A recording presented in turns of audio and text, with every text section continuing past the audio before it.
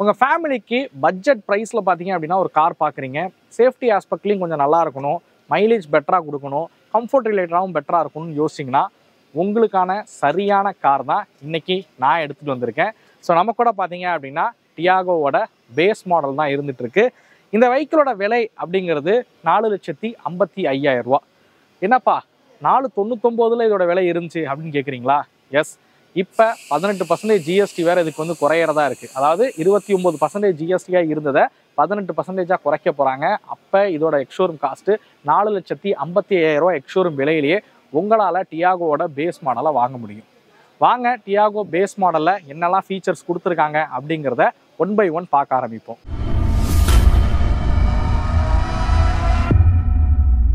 Special thanks to FPL Tata Thanjavur. அவங்க தான் நமக்கு வாக் அரவுண்டுக்கு இந்த வெஹிக்கிள் வந்து வழங்கியிருக்காங்க.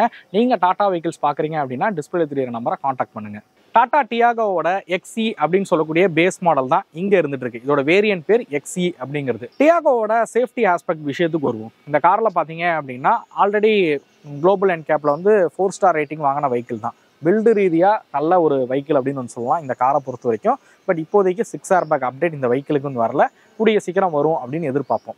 இந்த வெஹிக்கிளில் பார்த்தீங்க அப்படின்னா உங்களுக்கு ஸ்டாண்டர்டாக 2 ஏர்பேக் கொடுக்குறாங்க. ABS EBDயாக இருக்கட்டும், ரிவர்ஸ் பார்க்கிங் சென்சாராக இருக்கட்டும், ஹில் ஹோல்டாஸ்ட்டும், இந்த மாதிரியான விஷயங்கள் பார்த்தீங்க அப்படின்னா இந்த வெஹிக்கிளில் வந்து கொடுத்துருக்காங்க அப்படின்னு சொல்லலாம். ஸோ இந்த வெஹிக்கிள் பார்த்தீங்கன்னா டாட்டாவோட X1 பிளாட்ஃபார்மில் தான் உருவாக்கியிருக்காங்க. EV பார்த்தீங்க அப்படின்னா இதே பிளாட்ஃபார்ம் அடாப்ட் பண்ணி Ziptron பிளாட்ஃபார்ம் அப்படின்னு வந்து கொடுத்துட்ருக்காங்க EV வெஹிக்கிள், அதாவது டியாகோ EVயை பொறுத்த வரைக்கும். எனிவே இந்த வெஹிக்கிள் உள்ள எக்ஸ்டீரியர் இருக்கக்கூடிய ஃபீச்சர் விஷயத்துக்கு வருவோம். இந்த வெஹிக்கிள் பார்த்தீங்க அப்படின்னா ஃப்ரண்ட்டில் வந்து நீங்கள் வந்து பார்க்கலாம், ஹாலோஜன் ஹெட்லைட் செட்டப் பார்த்தீங்க அப்படின்னா இதில் வந்து கொடுத்துருக்காங்க. ஸோ இதுலேயே வந்து இண்டிகேட்டர்ஸ் பார்த்தீங்கன்னா இங்கே இருக்கிற மாதிரி வந்து கொடுத்துருக்காங்க. அந்த பிளாக் கலர்லாம் உள்ள ஃபினிஷ் பண்ணியிருக்கிற விதம் வந்து பார்க்க ரொம்பவே சூப்பராக இருக்குது.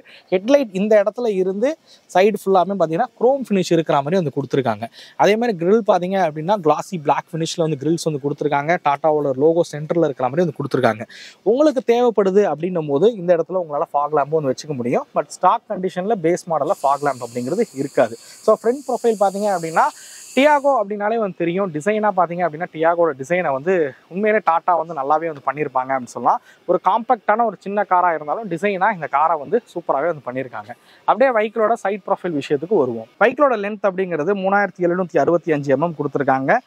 அகலம் அப்படின்னு எடுத்துக்கிட்டிங்கன்னா 1677 mm, ஹைட் பார்த்தீங்க அப்படின்னா 1535 mm, wheel base 2400 mm wheel base இருக்கிற வகையில் உருவாக்கியிருக்காங்க. இந்த வெஹிக்கிளோட கிரவுண்ட் கிளியன்ஸ் எடுத்துக்கிட்டிங்க அப்படின்னா 170 mm கிரவுண்ட் கிளியன்ஸ் இருக்கிற வகையில் பார்த்தீங்க அப்படின்னா இந்த வெஹிக்கிளை வந்து உருவாக்கியிருக்காங்க. அப்படியே வீல்ஸ் விஷயத்துக்கு வருவோம். ஸோ டியாகோவில் பார்த்தீங்க அப்படின்னா R13 வீல்ஸ் தான் பார்த்தீங்கன்னா இதில் வந்து பயன்படுத்தியிருக்காங்க. நீங்கள் வந்து கேட்கலாம் R13 ரொம்பவே சின்னதாக இருக்குது அப்படின்றது போல் வந்து ஃபீல் ஆகலாம். பட் ஒரு பட்ஜெட்டான ஒரு ஃபேமிலிக்கான ஒரு காரை பார்க்குறீங்க, ஒரு பட்ஜெட்டான ஒரு கார் இருக்குது அண்ட் மெயின்டெனிங் செலவெல்லாம் பெருசாக இருக்கக்கூடாது அப்படின்னு நினச்சிங்கன்னா இந்த டயர் காஸ்ட்டையும் நீங்கள் வந்து குறிப்பாக வந்து நோட்டீஸ் பண்ணணும் அப்படின்னு சொல்லுவேன். முன்னாடி இருந்த கார்ஸ்லாம் பார்த்தீங்கன்னா இந்த 13, 14 தான் இருக்கும். பட் இப்போ பார்த்தீங்கன்னா 16, 17 அண்ட் 15 இந்த மாதிரி பார்த்தீங்கன்னா டயர் சைஸுங்கிறது பெருசாகிடுச்சு. நீங்கள் டயரை மாற்றும் போது அதோட காஸ்ட்டுங்கிறது ரொம்ப அதிகமாக இருக்கும். பட் இந்த மாதிரி R13 வாங்கினீங்க அப்படின்ற பட்சத்தில் பார்த்தீங்கன்னா பெருசாக பார்த்தீங்க அப்படின்னா உங்களுக்கு அந்த டயருக்கான காஸ்ட் அப்படிங்கிறது அதிகமாக வந்து இருக்காது. ஸோ அந்த வகையில் ஒரு பட்ஜெட்டான காருக்கு இந்த வீல் சைஸே போதிய அளவில் இருக்கும் அப்படின்னு சொல்லலாம். தேவைப்படுதுன்னும் போது வீல் கேப் அப்படிங்கிறது நீங்கள் போட்டுக்க முடியும். ஸ்டாக் கண்டிஷனில் வீல் கேப் வராது.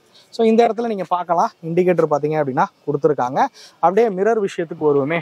ஸோ இந்த மிரர் பார்த்தீங்க அப்படின்னா பிளாக் கலரில் இருக்கிற மாதிரி வந்து கொடுத்துருக்காங்க. இது வந்து மேனுவலி அட்ஜஸ்டபிள் மிரர் தான். ஸோ உள்ளே பார்த்தீங்கன்னா லிவர்ஸ் வந்து கொடுத்துருக்காங்க. அதை வச்சு நீங்கள் இதை வந்து ஈஸியாக அட்ஜஸ்ட் பண்ணிக்கவும் முடியும். ஸோ இந்த மாதிரி மிரரில் வந்து நான் கண்டிப்பாக ஒரு அட்வான்டேஜ் அப்படின்னு தான் சொல்லுவேன்.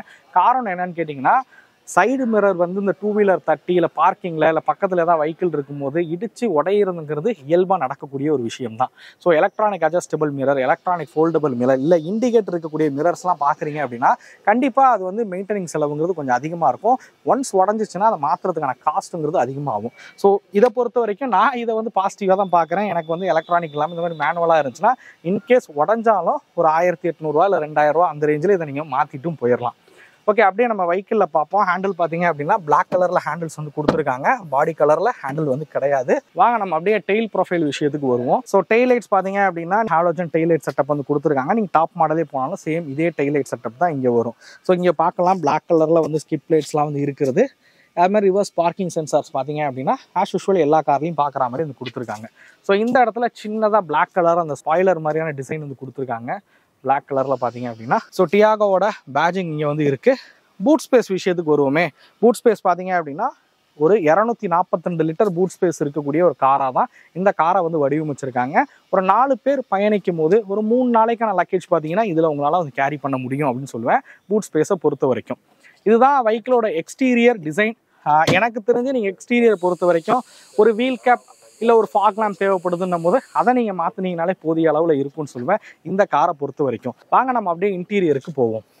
ஸோ ஃபர்ஸ்ட் ஆஃப் ஆல் இதோட டோர்ஸ் விஷயத்துக்கு வருவோம். நீங்கள் இங்கே பார்க்கலாம் இந்த வெஹிக்கிளோட டோர்ஸ் பார்த்தீங்க அப்படின்னா, ஸோ ஃப்ரண்ட் டோர் வந்து உங்களுக்கு எலக்ட்ரானிக், அதாவது பவர் விண்டோஸ்லாம் வந்து கிடையாது, மேனுவல் விண்டோஸ் தான் கொடுத்துருக்காங்க. இந்த இடத்துல பாட்டில் ஹோல்டர்ஸ் கொடுத்துருக்காங்க. ஏதாவது மேகசின் எதாவது வைக்கின்ற பட்சத்தில் இதில் உங்களால் வச்சுக்கவும் முடியும். டூயல் டோன் செட்டப்பில் தான் வந்து டோர்ஸ் வந்து இருக்குது. அப்படியே நம்ம இன்டீரியருக்கு போவோம். இதுதான் டேஷ்போர்டு அரேஞ்ச்மெண்ட்டு. ஸோ ஸ்டேரிங் பார்த்தீங்க அப்படின்னா ஒரு 2 ஸ்போக் ஸ்டேரிங்காக வந்து உருவாக்கியிருக்காங்க ஸ்டேரிங்கு. இதை வெஹிக்கிளை ஸ்டார்ட் பண்ணி பார்ப்போம். ஸோ டாட்டாவோட லோகோ நீங்கள் வந்து பார்க்கலாம், அழகாக க்ளோவாக வருது. ஸோ ஒரு 2 ஸ்போக் ஸ்டேரிங்காக தான் வந்து உருவாக்கியிருக்காங்க. இந்த ஸ்டேரிங் பார்த்தீங்கன்னா டில்ட் பண்ணிக்க முடியும். ஸோ டில்ட்டபிள் ஸ்டேரிங்காக பார்த்தீங்கன்னா கொடுத்துருக்காங்கன்னே சொல்லுவேன். இந்த கீ அப்படியே உங்களுக்கு காமிச்சிடுறேன். ஸோ இதுதான் வெஹிக்கிளோட கீ. ஆக்சுவலாக சிம்பிளான கீ, ரிமோட் ஃபங்க்ஷன்லாம் வந்து கிடையாது. ஸோ அதேமாதிரி இந்த இடங்கள்லாம் பார்த்தீங்கன்னா க்ரோம் ஃபினிஷ் வந்து பண்ணியிருக்காங்க. இங்கே இடங்களையும் க்ரோம் ஃபினிஷ், அதாவது ஏசி வெண்ட்லாம் வந்து க்ரோம் ஃபினிஷ் இருக்குது. கிளாசி பிளாக் ஃபினிஷில் பார்த்தீங்கன்னா ஏசி வெண்ட்டோட இந்த பேனல்ஸ் எல்லாத்தையுமே வந்து உருவாக்கியிருக்காங்க. ஒரு டூயல் டோன் இருக்கக்கூடிய டேஷ்போர்டு அரேஞ்ச்மெண்ட் தான் வந்து கொடுத்துருக்காங்க. ஏசியை பொறுத்த வரைக்கும் மேனுவல் கண்ட்ரோலில் இருக்கக்கூடிய ஏசி பார்த்தீங்கன்னா இதில் வந்து கொடுக்குறாங்க. கிளஸ்டருக்கு வருவோமே. ஸோ இதோட இன்ஸ்ட்ருமெண்ட் கிளஸ்டர் பார்த்தீங்கன்னா சின்னதாக நடுவில் வந்து ஒரு டிஜிட்டலில் இருக்கக்கூடிய கிளஸ்டர் வந்து பயன்படுத்தியிருக்காங்க. சென்டரில் பார்த்தீங்க அப்படின்னா இந்த சைடில் ஆர்பிஎம் வந்து தெரிகிற மாதிரியும், இந்த சைடு ஃபியூல் கேஜ் டெம்பரேச்சர்லாம் தெரிகிற மாதிரியும் அது கொடுத்துருக்காங்க. அதே மாதிரி இதில் வந்து average fuel economy, distance to empty, இந்த மாதிரியான ஃபங்க்ஷன்ஸ் வந்து இதில் உங்களால் தாராளமாக பார்த்துக்கவும் முடியும். ஸோ இதுதான் டேஷ்போர்ட் அரேஞ்ச்மெண்ட். அது மாதிரி ஹெட் ரெஸ்டர் பார்த்தீங்க அப்படின்னா ஃப்ரண்ட்டில் வந்து அட்ஜஸ்டபிள் ஹெட் ரெஸ்டர் வந்து கொடுத்துருக்காங்க. சீட் பார்த்தீங்க அப்படின்னா இது மேபி தண்ணி இனி ஊற்றுனா இந்த மெட்டீரியல் வந்து நினைஞ்சிரும், தேவைப்படுதுன்னும் போது சீட் கவர் உங்களுக்கு பண்ணுற மாதிரி இருக்கும். ஸோ இதில் பார்த்தீங்கன்னா அட்லீஸ்ட் மேனுவல் டிமிங் மிரர்ஸாவது வந்து கொடுத்துருக்கலாம், அது கொடுத்துருந்தா இன்னுமே நல்லா இருந்திருக்கும். விண்டோவை பொறுத்த வரைக்கும் ஒரு power window function at least front 2 doors கொடுத்துருந்தாங்க அப்படின்னாலுமே இன்னுமே நல்லா இருந்திருக்கும். ஸோ இங்கே பார்த்தீங்க அப்படின்னா இங்கே வந்து 12 வோல்ட்டுக்கான சாக்கெட் வந்து கொடுத்துருக்காங்க. ஸோ இங்கே வந்து மொபைல் ஃபோன் வேணுன்னா வச்சுக்க முடியும். இந்த இடத்துலையும் உங்களுக்கு தேவைப்பட்டால் சாக்கெட் வந்து போட்டுக்க முடியும். இங்கே கப் ஹோல்டர்ஸ் கொடுத்துருக்காங்க, இங்கேயும் கப் ஹோல்டர்ஸ் வந்து இருக்குது. மேபி அந்த 1 லிட்டர் பாட்டில் இந்த மாதிரி பெரிய பாட்டில்ஸ் வைக்கிறீங்கன்னா இங்கே உங்களால் வச்சு கேரி பண்ணிக்கவும் முடியும். ஸோ சீட் கம்ஃபர்ட் விஷயத்துக்கு வருவோம். ஸோ சீட் பார்த்தீங்க அப்படின்னா என்னோட ஹைட்டுக்கு வந்து கம்ஃபர்டபுளாகவே இருக்குது அப்படின்னு சொல்லுவேன். ஸோ சீட்டை வந்து ரிக்ளைன் பண்ண முடியும், பட் ஹைட் அட்ஜஸ்டபிள் கிடையாது. என்னோட ஹைட் வந்து 5.8. ஸோ இந்த லெவலுக்கு ஹெட்ரூம் அப்படிங்கிறது கொடுத்துருக்காங்க. சீட்டிங் கம்ஃபர்ட் வந்து நல்லாவே வந்து பண்ணியிருக்காங்க, எந்த ஒரு குறையும் சொல்ல முடியாது. நம்ம அப்படியே ரியர் சீட்டோட கம்ஃபர்ட் எப்படி இருக்குன்றத பார்ப்போம். ஆக்சுவலாக டோரில் வந்து சென்ட்ரல் லாக் ஃபங்க்ஷன் வந்து கிடையாது, நம்ம தான் ஒவ்வொரு டோரையும் வந்து சாத்துற மாதிரி இருக்கும். ஸோ நம்ம அப்படியே உள்ளே உட்காருவோம். ஸோ டிரைவர் சீட் பார்த்தீங்க அப்படின்னா என்னோட ஹைட்டுக்கு தகுந்த மாதிரி வந்து வச்சுருங்க. ஸோ லெக் ரூம் பார்த்தீங்க அப்படின்னா நல்லாவே வந்து பண்ணியிருக்காங்க, லெக் ரூம் வந்து பெட்டராகவே இருக்குது. ஹெட்ரூமும் பார்த்தீங்க அப்படின்னா ஓகே நல்லாவே இருக்குது. 2 பேர் பார்த்தீங்கன்னா இந்த சீட்டில் வந்து கம்ஃபர்டபுளாக உட்காரலான்னு சொல்லுவேன். 2 ஹெட்ரெஸ்ட் வந்து கொடுத்துருக்காங்க, ஃபிக்ஸபிள் ஹெட்ரெஸ்டாக தான் வடிவமைச்சிருக்காங்க. 2 பேருக்கு இந்த சீட் வந்து கம்ஃபர்டபுளாக இருக்கும். 3ஆவதாக ஒரு ஆள் உட்காடுறாங்க அப்படின்னும் போது கொஞ்சம் அட்ஜஸ்ட் பண்ணி உட்கார்ற மாதிரி இருக்கும். அதனால தான் நான் சொன்னேன் ஒரு சின்ன ஃபேமிலிக்கான ஒரு பட்ஜெட்டான கார் அப்படின்னு சொன்னேன் இந்த டியாகோட பேஸ் மாடலை பொறுத்த வரைக்கும். ஸோ கம்ஃபர்ட் ரீதியாக பார்த்தீங்க அப்படின்னா தை சப்போர்ட்டுமே வந்து பெட்டராக இருக்குது, ஹெட்ரூம் பெட்டராக இருக்குது, லெக் ரூமே வந்து பெட்டராக வந்து பண்ணியிருக்காங்க. ஸோ இதோட இன்டீரியர் பொறுத்த வரைக்கும் பார்த்தீங்கன்னா நீங்கள் உள்ளே வந்து மியூசிக் சிஸ்டம் கண்டிப்பாக போடுற மாதிரி இருக்கும். அதே மாதிரி ரிமோட் சென்ட்ரல் லாக், ஸோ அது வந்து பண்ணுற மாதிரி இருக்கும். சீட் கவர் வந்து போடுற மாதிரி இருக்கும், ஃப்ளோர் மேட்டு, அதே மாதிரி அதுக்கு மேலே யூஸ் பண்ணக்கூடிய கட் மேட், இந்த மாதிரி விஷயங்கள் வந்து பண்ணுற மாதிரி இருக்கும். இதுக்கு ஆக்சரிஸ்க்கு எவ்வளோ செலவாகும் அப்படிங்கிற ஒரு கேள்வி வந்து வரும். ஒரு வீல் கப்போட காஸ்ட்னு எடுத்துக்கிட்டிங்கன்னா பேசிக்காக ஒரு 2000 ரூபா அந்த ரேஞ்சில் வரும். 1500 நல்ல வீல் கப் இருக்குது, ஒரு 2000 ரூபான்னு வச்சுங்க வீல் கப் பொறுத்த வரைக்கும். ஃபாக் லேம்ப் பொறுத்த வரைக்கும் ஒரு 2500 ரூபா பார்த்தீங்கன்னா ஃபாக் லேம்ப் அப்படிங்கிறது வரும். சீட் கவரோட ரேட் வந்து ஒரு 7000 ரூபாயில இருந்து, நல்ல சீட் கவர்னால் ஒரு 7000 ரூபாயில இருந்து 12,000 ரூபா வரைக்கும் இருக்குது. பேசிக்காக ஒரு 7000 ரூபாய்க்கு சீட் கவர் பண்ணுறீங்கன்னு வச்சுப்போம். ஃபுல் மேட்டோட காஸ்ட்டுங்கிறது ஒரு 4500 5000 ரூபா வருது. ஸோ 5D 7D மாதிரி மேட்ஸ் வந்து போகிறீங்கன்னா கொஞ்சம் அதிகமாக வரும். ஒரு 4500 ரூபா மேட்டுக்கு அப்படின்னு செலவாகும். ஃப்ளோர் மேட் பொறுத்த வரைக்கும் ஒரு, அதாவது இந்த பீஸ் மேட் கட் மேட் பொறுத்த வரைக்கும் ஒரு 1000 ரூபா பக்கம் மேட்டுக்குன்னு வந்து செலவாகும். ஸோ மியூசிக் சிஸ்டம் ஒரு 4 ஸ்பீக்கர் நல்ல ஒரு மியூசிக் சிஸ்டம்னு வைக்கிறீங்க அப்படின்ற பட்சத்தில் ஒரு 30,000 ரூபா பக்கம் பார்த்தீங்கன்னா மியூசிக் சிஸ்டம்க்குன்னு ஆகும். ஸோ நான் சொன்ன விலைங்கிறது அதிகபட்சமான விலை. இதை விட நான் அக்சரிஸுக்கு நீங்கள் கம்மியாக தான் அந்த செலவு பண்ணுவீங்க.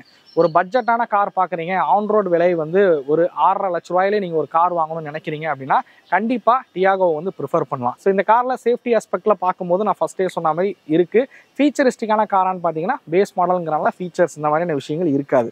நான் அகைன் இதில் என்னெல்லாம் இருக்குன்றதை நான் சொல்லிடுறேன். ஸோ இதில் பார்த்தீங்க அப்படின்னா ஃப்ரண்ட்டில் டூயல் ஏர்பேக்ஸ் வந்து கொடுக்குறாங்க, ஏபிஎஸ் இபிடி வந்து கொடுக்குறாங்க, 3 ELR சீட் பெல்ட்ஸ் வந்து கொடுக்குறாங்க. ஸோ ஹைசோஃபிக்ஸ் சீட் வந்து கொடுத்துருக்காங்க, rear parking sensor. So mirror பார்த்தீங்கன்னா மேனுவலி அட்ஜஸ்டபிள் மிரர் வந்து கொடுத்துருக்காங்க. சீட் பார்த்தீங்கன்னா ஃபேப்ரிக் சீட் வந்து பயன்படுத்திருக்காங்க. ஃபுல்லி டிஜிட்டல் இன்ஸ்ட்ருமெண்ட் கிளஸ்டர் வந்து கொடுத்துருக்காங்க. Smart illuminated flat bottom steering பார்த்தீங்க அப்படின்னா கொடுத்துருக்காங்க. அந்த டாட்டாவோட லோகோ வருது பார்த்தீங்களா, அதை தான் வந்து குறிப்பிடுறாங்க. ஃபிளாட் பாட்டம் ஸ்டேரிங்காக வந்து உருவாக்கியிருக்காங்க. டில்டபிள் ஸ்டேரிங் வந்து கொடுத்துருக்காங்க. R13 ஸ்டீல் வீல் வந்து கொடுத்துருக்காங்க.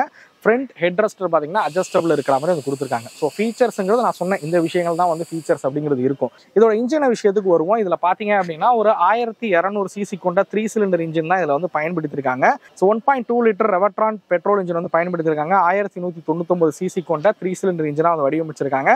அதிகபட்சமாக 86 PS பவரும் 113 Nm ஆஃப் டார்க் வந்து ப்ரொடியூஸ் பண்ணுது. பேஸ் மாடலாக இருந்தாலும் உங்களுக்கு சிஎன்ஜி ஆப்ஷனும் பார்த்தீங்க அப்படின்னா கொடுக்குறாங்க. அது பார்த்தீங்க அப்படின்னா 75.5 PS power, 96.5 Nm of torque வந்து ப்ரொடியூஸ் பண்ணுற வகையில் உருவாக்கியிருக்காங்க. 5 ஸ்பீட் மேனுவல் கியர் பாக்ஸில் இயங்கக்கூடியதான். ஸோ இதுதான் இதோட இன்ஜின் ஆப்ஷன். பர்ஃபார்மன்ஸ் அப்படின்னும் போது அல்ட்ராஸ் பஞ்சில் பயன்படுத்தின அதே இன்ஜினாக இருந்தாலும் இதோட வெயிட்டுங்கெலாம் குறைவாக இருக்கிறனால இந்த இன்ஜின் இந்த வெஹிக்கிளுக்கு பர்ஃபெக்டாகவே இருக்கும்னு சொல்லுவேன். மைலேஜ் பொறுத்த வரைக்கும் தாராளமாக ஒரு 18 வரைக்கும் பார்த்தீங்க அப்படின்னா ஹைவேஸ்க்கு உங்களுக்கு மைலேஜ் அப்படிங்கிறது கிடைக்கும். எனக்கு தெரிஞ்சு நிறைய பேருக்கு இதோட அதிகமான மைலேஜுமே வந்து கொடுக்குது. மைலேஜ் ரிலேட்டடாகவும் பெட்டரான ஒரு வெஹிக்கிள் தான். சிஎன்ஜி பொறுத்த வரைக்கும் பூட்டில் பார்த்தீங்கன்னா டூயல் சிலிண்டராக ஸ்ப்ளிட் பண்ணி டூயல் சிலிண்டராக வந்து கொடுத்துருப்பாங்க. சிஎன்ஜி வெஹிக்கிளே எடுத்தாலும் உங்களுக்கு பூட் ஸ்பேஸ் அப்படிங்கிறது பெருசாக காம்ப்ரமைஸ் ஆகாத வகையில் இந்த வெஹிக்கிளை வந்து உருவாக்கியிருப்பாங்க. அந்த விஷயத்துலையும் இந்த வெஹிக்கிளை வந்து பாராட்டலாம் அப்படின்னு சொல்லுவேன். ஓகே, எனிவே இந்த வெஹிக்கிளோட வாக் அரவுண்ட் எல்லாமே வந்து முடிச்சாச்சு. ஃபர்ஸ்ட் ஆஃப் ஆல் நீங்கள் வந்து ஒரு ஆல்டோ K10 பார்க்குறீங்க, இல்லை எஸ்ப்ரெஸோ பார்க்குறீங்க, செலிரியோ பார்க்குறீங்க, அப்படி இல்லைனா குவிட்டு பார்க்குறீங்க அப்படின்னா அந்த காரை விட இந்த காரை நான் ஒரு பெட்டரான கார் அப்படின்னு வந்து கண்டிப்பாக வந்து குறிப்பிடுவேன். பில்டு ரீதியாகவும் சரி, பர்ஃபார்மன்ஸ் ரீதியாகவும் சரி, கம்ஃபோர்ட் ரீதியாகவும் சரி இந்த கார் வந்து ஒரு சூப்பரான ஆப்ஷன்னே சொல்லுவேன். இந்த ப்ரைஸ் ரேஞ்சில் நீங்கள் வந்து ஒரு எக்ஷோரூம் வந்து ஒரு பிலோ 5 lakhs இருக்கக்கூடிய கார் பார்க்கணும். ஏன்னா எஸ்ப்ரெஸோட எக்ஷோரூம் காஸ்ட்டே பார்த்தீங்கன்னா 4,99,000 போட்டிருக்காங்க LXi மாடலாம். அதெல்லாம் பார்க்கும்போது எனக்குலாம் வந்து கண்டிப்பாக ஒரு ஷாக் ஆகுது. என்னடா இந்த வண்டியை இவ்வளோ ரேட்டா அப்படிங்கிற மாதிரி இருந்துச்சு. அல்டோ K10 பார்த்தீங்கன்னா விலை அதிகமாக இருக்குது. குவிட்டோட காஸ்ட்டு கேட்கவே முடியல, அந்த அளவுக்கு விலை வந்து அதிகமாக இருக்குது. ஸோ இந்த மாதிரி நான் சொன்ன கார்லாம் பார்க்குறீங்க, ஒரு என்ட்ரி லெவல் செக்மெண்ட் கார் பார்க்குறீங்க அப்படின்னா அந்த காரை விட இந்த கார் ஒரு பெட்டரான ஆப்ஷன் சொல்லுவேன். ஒரு ப்ராப்பரான ஹேட்ச்பேக்காக பார்த்தீங்கன்னா இந்த கார் வந்து இருக்கும். அந்த கார்களை காட்டிலும் இந்த காரோட பர்ஃபார்மன்ஸ் பெட்டர். ஏன்னா 1.2 லிட்டர் இன்ஜின் வந்து இதில் வந்து பயன்படுத்திருக்காங்க. அது ரீதியாகவும் பார்த்தீங்கன்னா இது வந்து ஒரு பெட்டர் ஆப்ஷன் சொல்லுவேன். ஸோ அதனால தான் நான் சொன்னேன், ஒரு சின்ன ஃபேமிலி பட்ஜெட்டான ஒரு கார் பார்க்குறீங்க அப்படின்னா இந்த காரை நீங்கள் தாராளமாக ப்ரிஃபர் பண்ணலாம் அப்படின்னு. எனிவே இந்த வீடியோ உங்களுக்கு பிடிச்சிருக்கும் அப்படிங்கிற நம்புறேன். இந்த வீடியோ பற்றின கருத்துக்களை மறக்காமல் கமெண்ட் பண்ணுங்கள். அடுத்த வீடியோவில் சந்திக்கும் வரை தமிழ் வீல்ஸ் மணிகண்டன். நன்றி, வணக்கம்.